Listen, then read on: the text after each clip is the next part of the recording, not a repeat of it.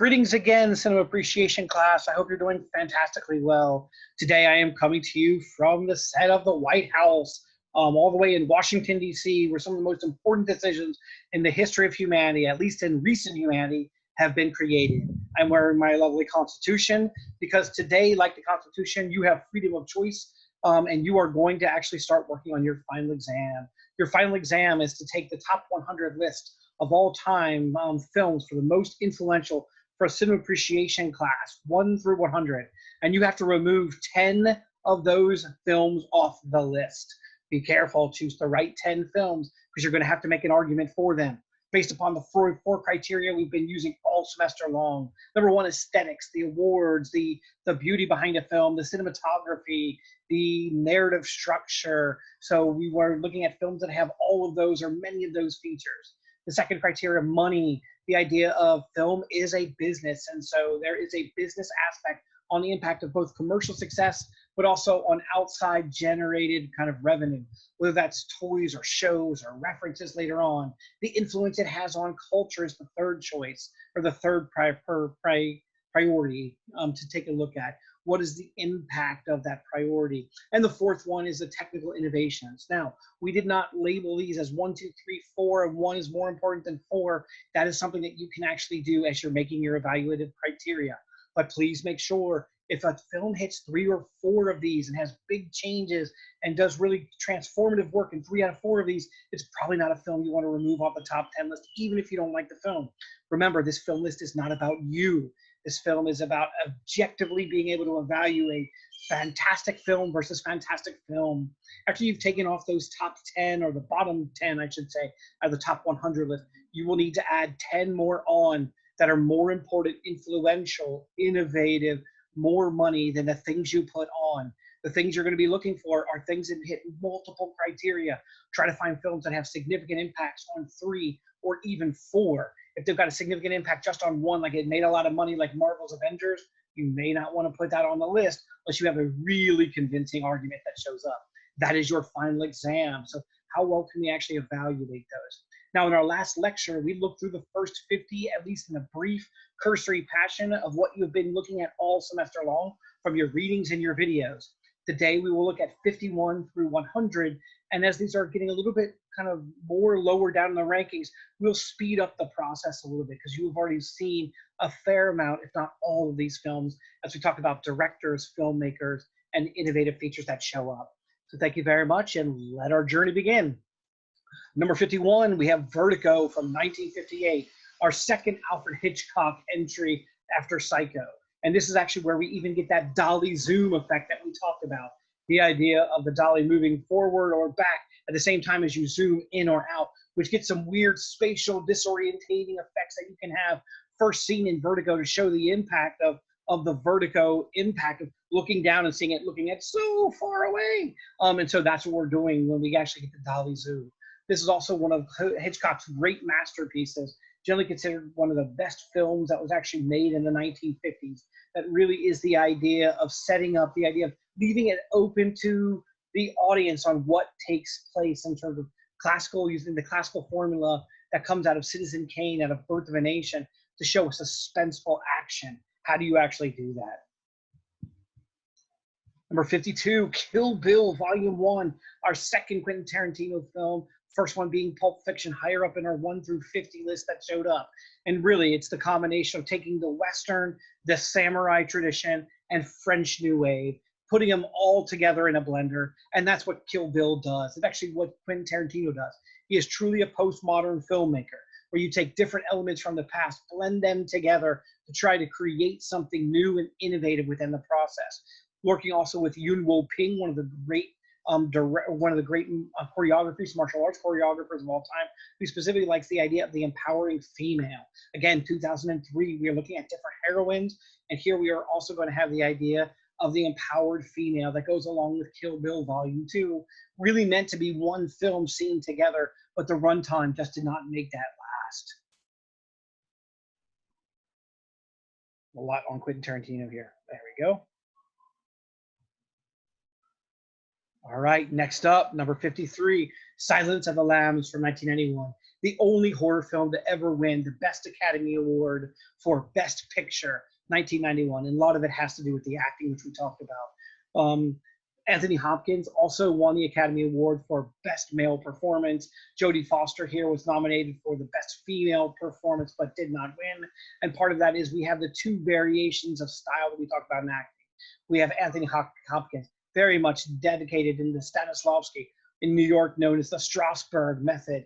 And we have very much the Meisner listening technique comes up. And when the two of them interact on stage or interact in front of the camera, which is not all that often, it is pure magic.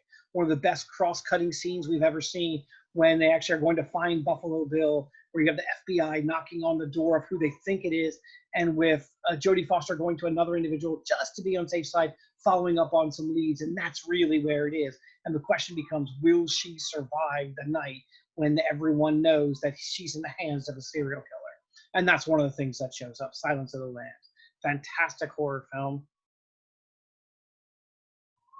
Number 54, Bush Cassidy and a Sundance Kid. If you look at this, if you haven't seen this, I highly recommend.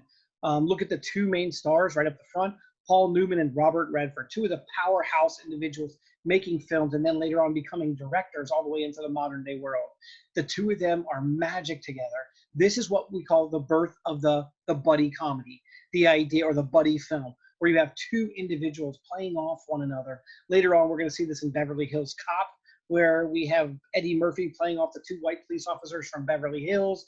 We see this in Thelma Louise in that female version, but is that birth of the idea of a new genre that can cross genre of the buddy individuals kind of working and playing off one another. Number 55, Titanic.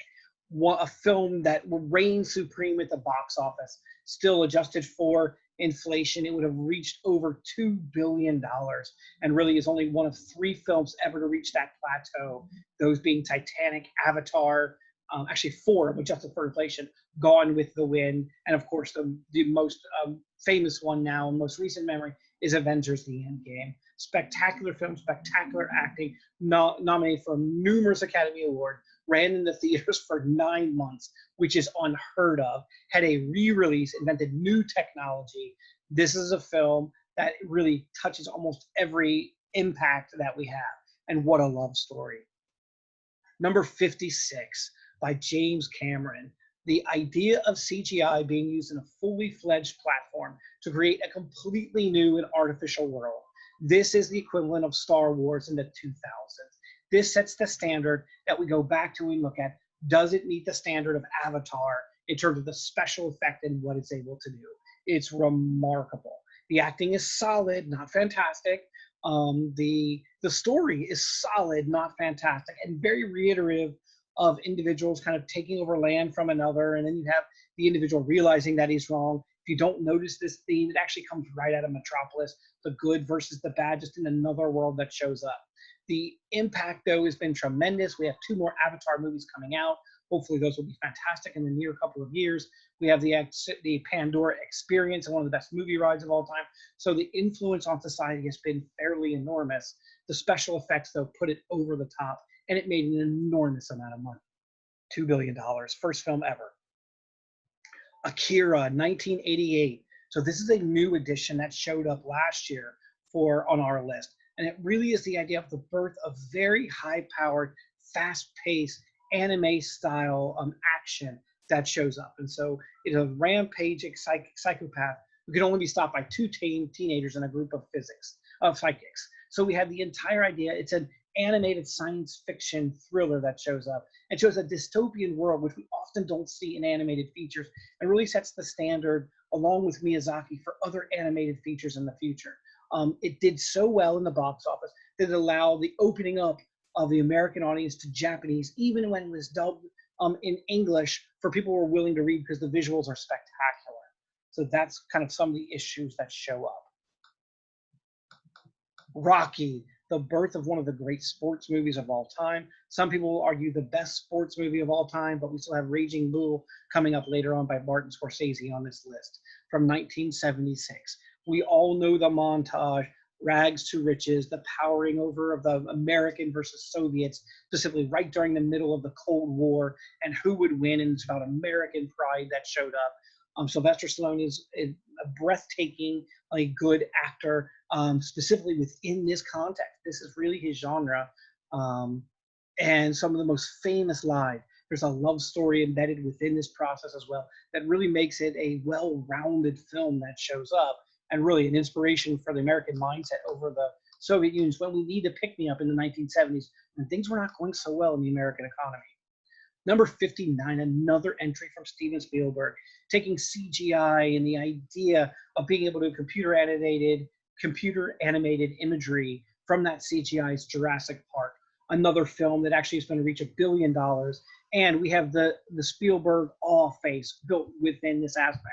We also have that childlike aspect, wonder, children in dangers, that actually is being played off by the main doctor here, Dr. Grant from Sam Neill.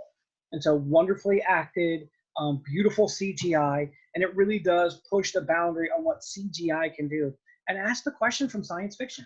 What are we going to do in the modern world with science fiction when we can reproduce and clone animals? We are doing this. We've cloned over more than 100 species today. We have yet not cloned dinosaurs, at least as far as we know, and there's probably a reason for that. They probably saw the movie.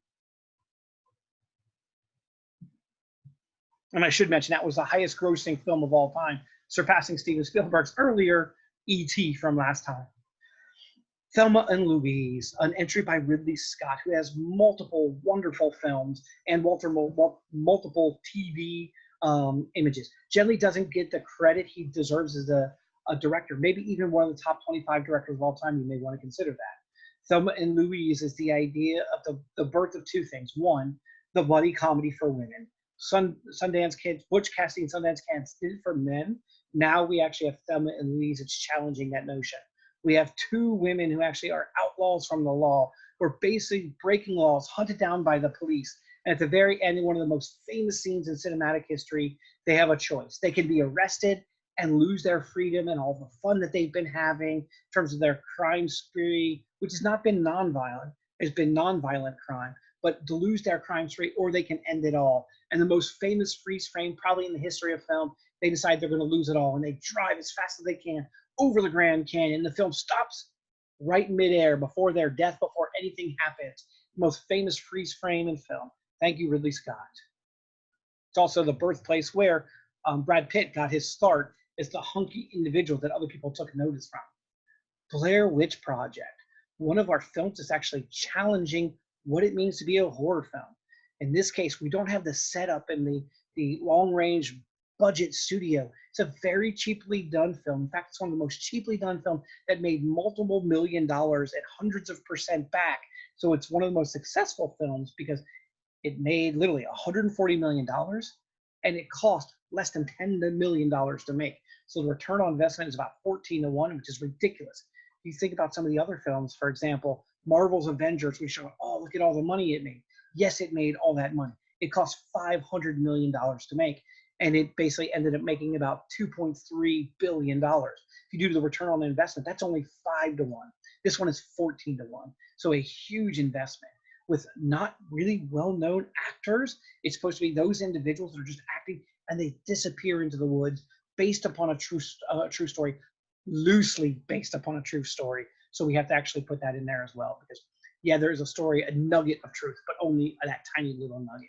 Reviews are pretty good. It doesn't hold up well long term, but it does set up a new genre of using handheld camera that anyone can be a filmmaker and make films if you're given that handheld camera and a little bit of editing technique.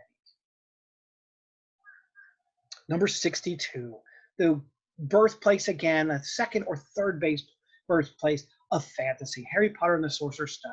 This is Star Wars for the modern generation. You take a book series with wonderful characters, a book series that inspired an entire generation to read, to look through things, and the impact could not be more. Overall, the gross of these particular films is well into the $4 billion range from the 8 different films based upon 7 different books. It's inspired the entire world of Harry Potter. In my kitchen, I actually have a cookbook of Harry Potter recipes. Excuse me. The visual dynamics are spectacular. They're playful. They're fun. It works for all audiences. And so the first one really sets that standard of what a magical place this is. Number 63, For our second half of the film, this is one of those images that really challenges us. Whether you're Christian or not, this is a horrific look at what humans can do to one another. Whether you believe in Jesus or not, you're Muslim, Jewish, Christian, atheist, agnostic, it does not matter. This film works. It's called The Passion of the Christ, and it runs through basically the last day of Christ's life, specifically the last 12 hours, with the torture, the beating, the punishment in every aspect that showed up. Started by Mel Gibson. He couldn't find someone to fund it, so he decided, he was a devout Roman Catholic, he wants to fund it on his own, and makes billions of dollars in the process of all the proceeds and things that are coming out of this. And that's largely because The Passion of the Christ is still being rerun for multiple different audiences every Easter season that shows up, and is a harrowing look at how the Romans both crucified individuals, but also, if you are a Christian, on the life of Jesus. It really is a, if you believe in the Christian message and that he suffered on the cross for your sins, man, you need to stop sinning, because look what Christ endured for this process. We'll tell you one of the terrifying images that show up. Jim Caviezel, the last kind of random fact here, Jim Caviezel, this is when you know, wow, your acting is really causing some issues in even our world and the less visible world of the gods in the heaven, depending upon what your religious background is. He was actually struck by lightning, the actor himself, while he was on filming the cross scene during this film, which has to be a harrowing experience if you're a Christian, that God is not happy with your decisions. Number 64, Apocalypse Now. The other entry besides The Godfather by Francis Ford Coppola. This might be the most harrowing depiction of the Vietnam War, or of war in general, since Saving Private Ryan, before Saving Private Ryan, or even with Saving Private Ryan. The opening 3-minute montage that takes a fan spinning overhead and the sound and makes it sound like a helicopter,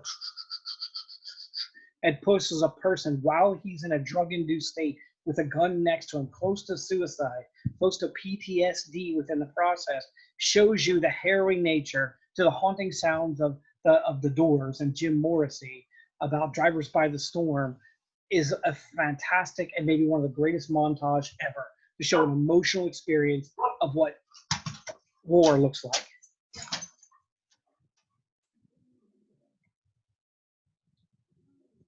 Milk Dud. Wrigley, what the hell are you doing? Go somewhere.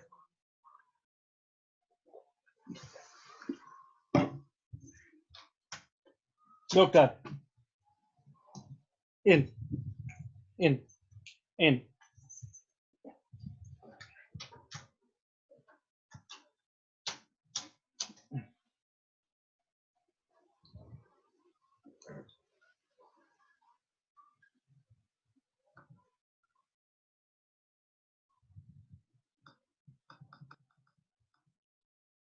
Oh, brother, where art thou? A fantastic look specifically at the Odyssey in the modern day world. It takes a Greek-Roman epic, one of the great Greek-Roman epics, and talks about what it looks like in the modern day world. The reason this makes the film is largely because of the digital color correction, which led to most films having a blue-orange tint in the modern day world. So this is absolutely a technical innovation that shows up.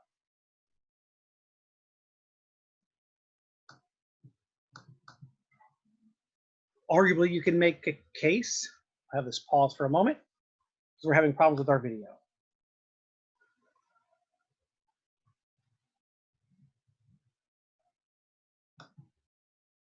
Let's see if our video is any better now. The Dark Knight, arguably one of the greatest superhero movies of all time. It literally sets the standard for not just the superhero movie, but the idea of acting and this realistic grit that shows up that often brings darker superheroes to life. Completely a foil to the MCU universe later on that's going to build upon this versus the DC universe. This is arguably still the best superhero movie that's ever been done. Christopher Nolan, one of the great directors of all time, and starring individuals that won Academy Awards or were nominated, including Heath Ledger, probably the best Joker, but maybe the best villain ever in a film. You could put it up there with Darth Vader, put it up there with any of the other villains that you want to put up there. Amazing film.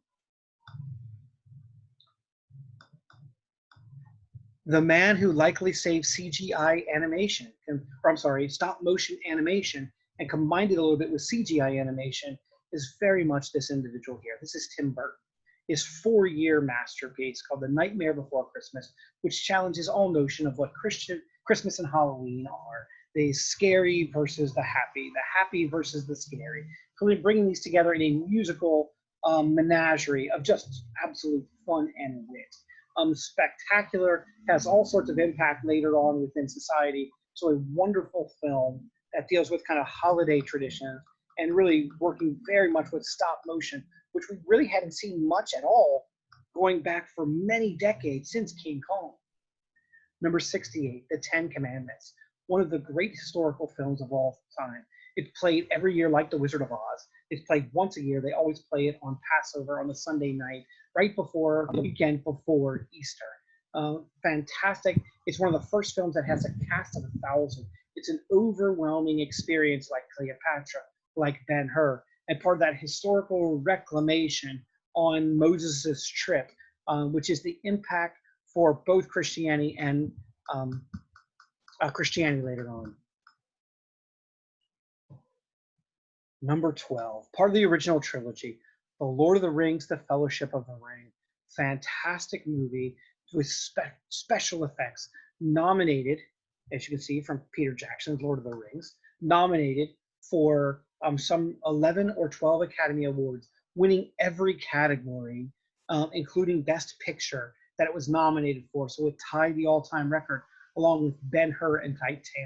The technical achievements of trying to get a fantasy-based story out to this level is just unheard of in the Academy. It was the best film of that year by far, and likely one of the best 100 films of all time, currently ranked as number 69. It is a magical world. Number 69, number 70, a strange and quirky world, but probably one of the 100 most important films of all time for what it does. This is a box office disaster. It doesn't do well at all. It is a campy, kitschy, basically revisionist parody look at horror films using the LGBTQ queer transitioning transsexual invite that's become a cult campy classic. What makes this remarkable is that this is the longest running film that we have ever had since it's come out in 1975. It has run at least 10,000 times, maybe 15,000 times, because this is a film that is run around college campuses and universities almost everywhere in the country at a midnight showing right around Halloween. It keeps coming up and up. And you get to go, even if you go for the first time, you've never seen it before, you get auctioned off as a virgin. You might end up sitting someone that you do not know. Characters will dress up and they will perform the action in front of you and sing the songs, and the audience has callbacks. So the audience up on screen and people in front of them will have a callback, and yet if a particular line comes up, you might say, oh, slut, and you're yelling it at Janet, or bitch at somewhere else. And so it's an audience participation experience like we have never seen before in film. If you have not seen this, go to one of the theaters and see it. It's an interesting experience you will never forget. Number 71, Boys in the Hood by John Singleton. His directorial debut. It's an African-American individual creating a film that really very sensitively handles what's going on in the inner city in the United States of America. In the aftermath of the Rodney King beatings, in the aftermath of what was going on with kind of racist cops all over the country, this is a really moving look at how the LA police tried to incorporate African-American officers and some of the negative impacts it has if you don't get the right people in the right job that can stand up and speak truth to power. It does show a breakdown in the African-American community and the reason why the idea of poverty and education and kind of working with one another, building up so fantastic. It is an amazing movie, well worth your time watching. And if you don't think that this is the best movie dealing with the sensitivities of race relations in the America, and particularly within races, the only other choice you have is Boys in the Hood. Or I'm sorry, the only other chance you Do the Right Thing, which was on our top list by Spike Lee. Number 72, an interesting but not great film in terms of kind of its merits. What it does promote is the idea, it's basically a computer-generated game work, kind of network where you get hacked into and you become part of the game. It's the special effects that carry this up, the lighting conditions, the very high contrast lighting throughout an entire film with these beautiful kind of plays. So it's a science fiction action adventure developed by Disney as a way of trying to explore video game technology as it shows up in the modern day world. So it's a really interesting time period piece from the 1980s. Number 73, Enter the Dragon, starring the one, the only Bruce Lee. Really, in the 1970s, we were starting to evaluate and consider martial art as a main form of exercise. We didn't have this in a lot of our earlier films. We had fist fights and we had barroom brawls, but we had not had the martial arts impact. Enter the Dragon and Enter Bruce Lee is where this changes for America and leads us to everything that we see in modern day film. What would a Quentin Tarantino film be without martial arts or The Matrix? It really becomes part and parcel as part of our culture. And we can thank Enter the Dragon for that. It's also a really good film that deals with the philosophy behind martial arts as well, which America was not exposed to before. Number 74, Bowling for Columbine, a film that asks the very tough questions. Why are there so many school shootings, or why is there so much gun violence in general in the United States of America? And while it comes to no official conclusions, Michael Moore, the documentary film director, who's very liberal and in your face about being absolutely liberal, basically creates a propaganda piece where he explores his interpretation of why it comes up. The question is this a documentary film if you're only presenting one side of the case and one side of the scenario and one side of the facts? This is one of those films where we saw earlier on that short animation piece done by the Parker brothers, the inventors of South Park, that actually talks about the violence in the United States. Is, white people didn't like doing any work, so they brought slaves from Africa. Now, while not completely true, that could completely be an interpretation of truth. And that becomes the challenge. Is this truly a documentary film? It's the only documentary film, actually the only film I know of ever, that had its Academy Award stripped from him, or stripped from the title, specifically because there was one scene after it won the Academy Award as Best Documentary where it was revealed it actually wasn't documentary. They set the scene up. The scene was really pretty misleading. And so they did take that documentary award away. The question is it still documentary if there's only one thing? Schindler's List. My favorite fact about this film is the idea that this is the film that Steven Spielberg, after winning his second Academy Award, turned in as his master's thesis for his film degree. Here you go. Because remember, he left film school very early on in his 20s to direct Jaws, creating a whole new genre of the blockbuster horror, kind of animal horror film that showed up. This is a telltale black and white, going back to vintage, with a lovely red image that's kind of the harrowing impact that happens in the Holocaust. Many people knew about the Holocaust but never experienced the grim brutality of it. Why? Because we didn't want to experience the grim brutality. And now with Schindler's List, we were very much forced. It was in our face. It was, everyone was talking about it. It's a fantastic film for those reasons.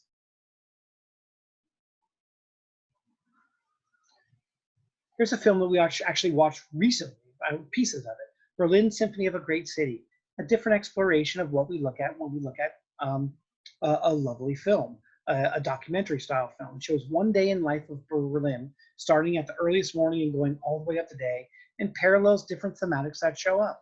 Transportation into work, the idea of lunch, what work looks like for all sorts of different things, both people and animals, city in the great city. This was so successful that later on Walter Ruttman is going to do other Symphony of a Great City, like Paris Symphony of a Great City, and will produce multiple of these to see what work looks like around the world. A fairly recent addition to our list, Lawrence of Arabia. Considered to have one of the great acting performances of all time. If you don't know, those first three actors are world-renowned actors as being some of the best in the world. Peter O'Toole, Alec Guinness, and Anthony Quinn.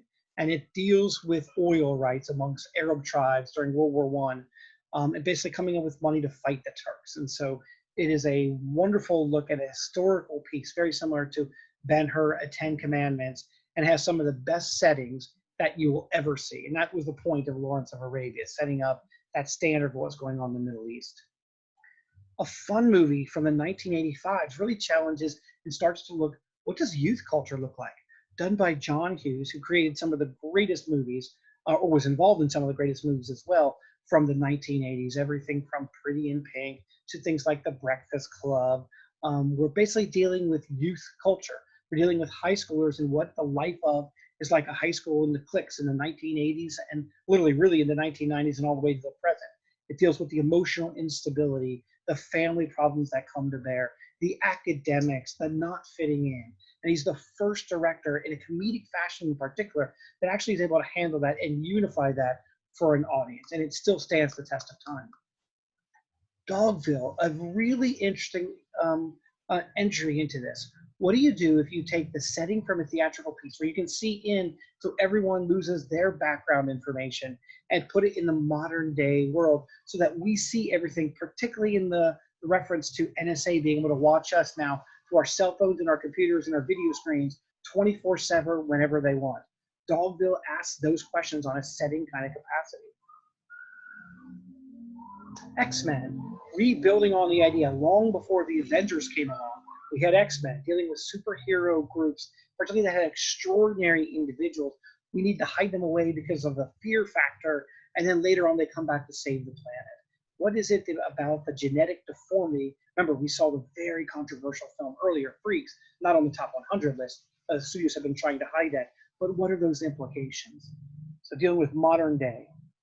Number 81, a social commentary of the social network, and David Fincher, who's very famous for doing MTV-style editing and dialogue, where it's just so fast-paced, talking about the genius that actually founded the social network, or founded Facebook, and the stars Jesse Eisenberg and Andrew Garfield, Justin Timberlake, a really good kind of wonderful image. But if you look at the opening 4 minutes, that's mostly what you need to know about this film. It is the rapid fire editing and quick dialogue. It's like Quentin Tarantino on acid. And Quentin Tarantino is very much known for fantastic dialogue in his film, but it's so fast paced that you never know what you're actually listening to, who or what.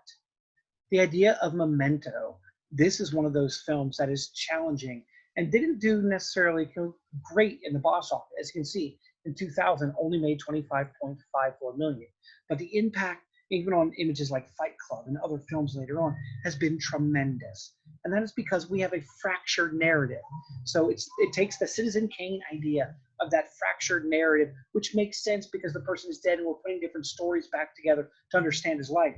This is an individual who literally is suffering from not understanding what's going on. And we've done it in a neo-noir, a very dark kind of psychological low-key film where they're trying to figure out what actually happens. And each day they tattoo themselves knowing a little bit more information about it until you finally piece it all together. And you realize who is the good guy and who is the bad guy. You don't know. Fight Club along those same lines. The idea of taking an existential ending. The idea of what does it mean to be existential? The idea that life is meaningless and how do you make meaning out of your life? Is it about your own personal happiness? Is it about allowing your demons and your Uberman, your powerful figure, to take place? Is it about fitting in and conforming with society so you do no harm on any others? Fight Club basically asks us to answer all these different questions. What is the meaning of life? Number 84, Forrest Gump. When adjusted for inflation, Tom Hanks made more money on this film than any other actor in the history of film. And largely because not only is he actively involved, he was a star at the time, made by the same producer, director, Robert Zemeckis, has also made Back to the Future about a decade before here, which absolutely stood the test of time.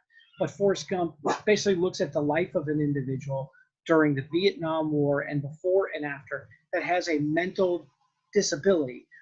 Back then, we would have said mental retardation, slight mental retardation, and yet he's able to become a hero because of his courageous nature and his just loving, kind, giving spirit in every kind of capacity.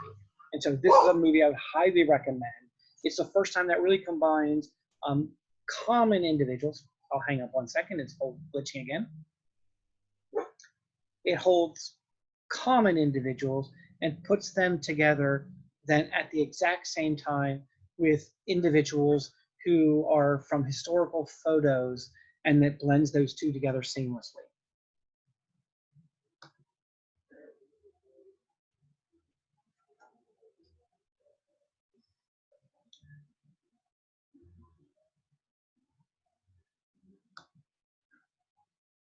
Hopefully that will stop the glitch, at least for a little while as well. Next, we'll go up with The Shape of Water, a fairly recent addition that shows up. And that is largely because this is the first sci-fi fantasy film that has ever really, much more on the fantasy realm, that has ever won the Academy Award, showing that the Academy might be expanding into the new modern genre of superheroes and fantasy that takes place within the prospect. So it challenges the notion. It's created by one of the most innovative directors, producers, costume individuals in the history of film, Guillermo del Toro.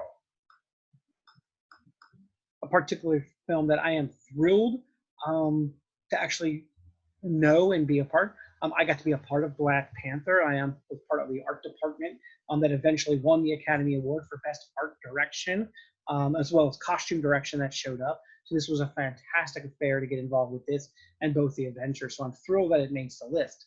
It largely makes the list not for special effects, not for innovation, but for what it represents. There's a symbolic influence. This is the first film that is filmed in many countries that is actually allowed out of the United States into certain parts of Africa and the Middle East. It opened up movie theaters showing non-white individuals as the superhero power and also the power of very powerful females within African society. It deals with the concept of African futurism or futurism, which is in the future or in the past, if white people and colonizers did not come in, what would the state of affairs be in different parts of the world? And Black Panther, with their vibranium and this sci-fi action adventure that this asks for, is really dealing with what would that future look like. And the interesting philosophical question, there's two that we struggled with on this film. One, what do we do with the scene where the individual goes in and talks to the white museum curator who basically tells them about the history of the object, and they end up killing the woman, saying, these are my objects, I'm going to take them back from my culture. Why are they in white institutions that show up? And at the very end, asking the concept of, well, if you have this new technology, don't you have a responsibility to go back and help people of your skin color or of your religion or of your background help raise themselves up? And that really does become the conversation going all the way back to the 1920s with things such as W.E.B. Du Bois and his commentary in The Souls of Black Folk, where he talks about double consciousness, being white and black at the same time. You've got to be white to function in the white world, but black to be functioning in the black world at the same time. Black Panther is asking those same questions, basically 100 years later. Deadpool, you'll see Wonder Woman up next. The rise of the superhero action figure, the idea of action, adventure, comedy. One of the first R-rated films that's a superhero. Wolverine makes it before that in this very kind of dark, more, a little bit more dark aspect that shows up. This is using Quentin Tarantino violence, comedy, and breaking the fourth wall to make this just a lovable, fun superhero character that's absolutely confrontational, absolutely in your face, and absolutely hilarious. Not for the faint of heart, because Ryan Reynolds in this is brilliant as Deadpool, as is actually what they're trying to do within the Deadpool franchise. Wonder Woman, let's bring women's superhero power back into it. Now, yes, we have lovely characters coming out of the MCU from earlier, such as Scarlett Johansson in Black Widow. And yes, she is a badass, but she's a minor character. She's there, but she's never the star. Here we have Wonder Woman really as the star. So it's not just Captain America.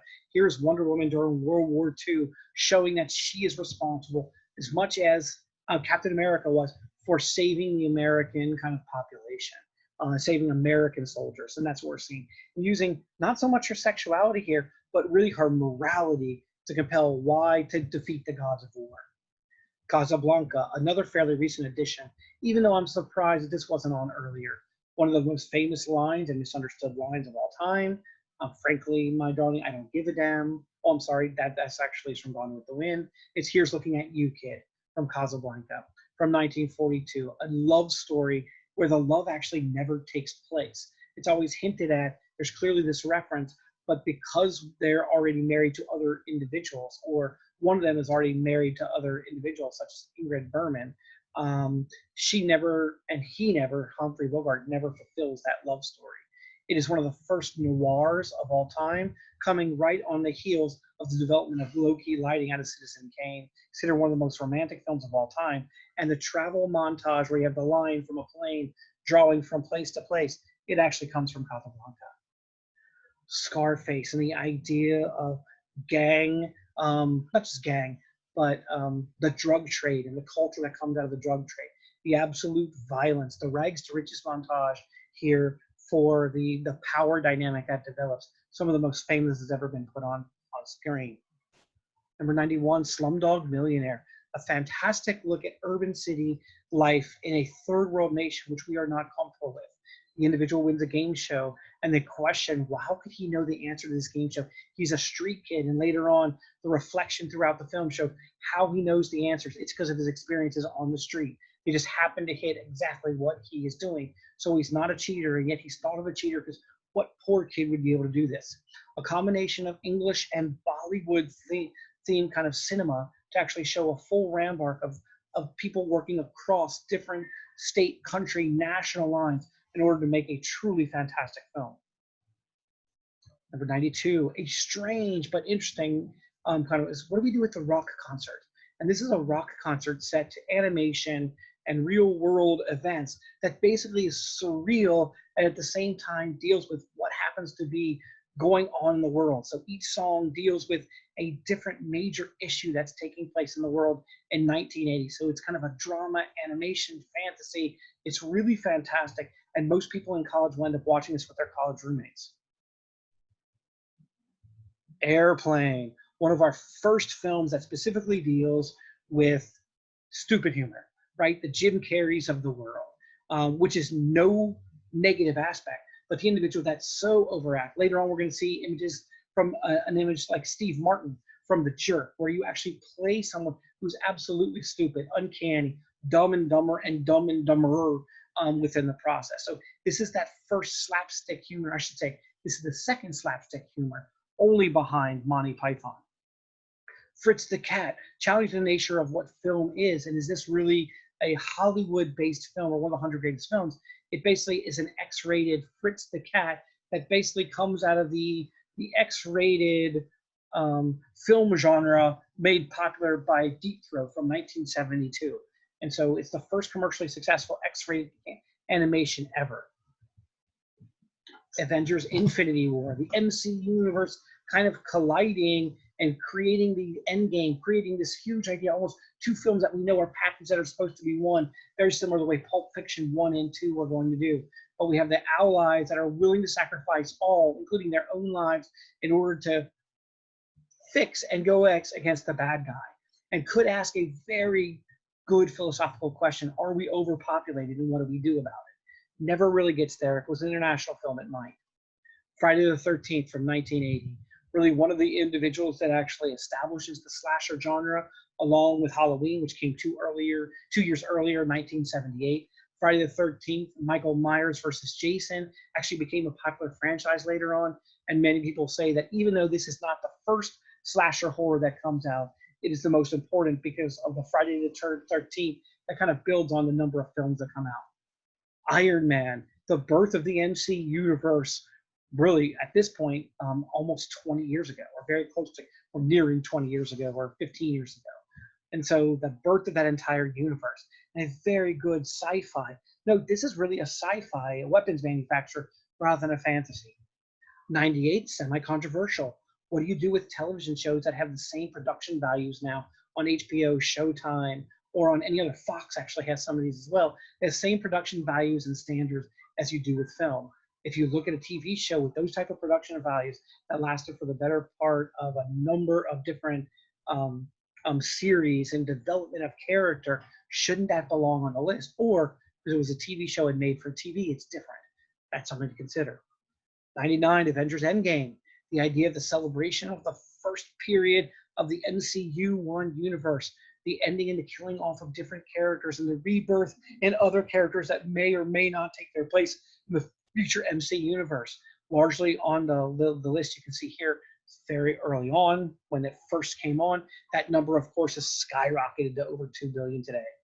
And number 100, one of the great acting films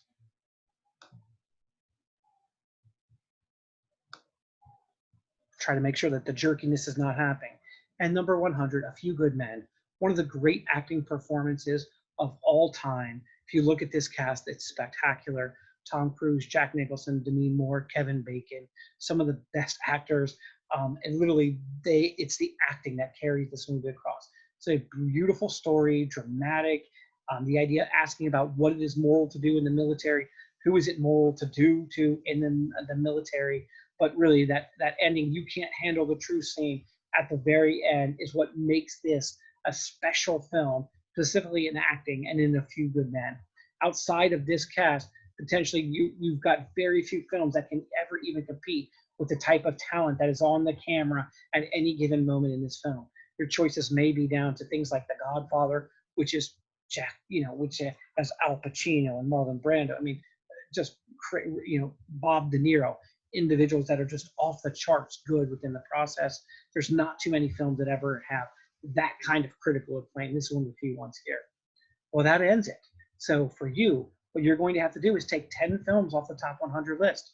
You're going to have to argue why they're coming off. Remember, they're arguing objectively, not subjectively, not because you like it, not because you think it's boring. I can't evaluate that, nor really can you, and kind of objectify that. So you're taking 10 off the list based upon four criteria: the aesthetics and the awards, as we talked about, the idea of innovation and technical innovation, how it changed filmmaking, or influence, how it changed culture and other things. And then finally, the money-making capacity, whether you want to include the merchandising and come off. You're then going to put 10 films on that you think make better cases. So remember, if you're putting a film on that only meets one, hey, it's got a lot of money, that might not be the best choice. You might want to choose something else. Thank you very much and have a wonderful day. Good luck on your final exam. Bye.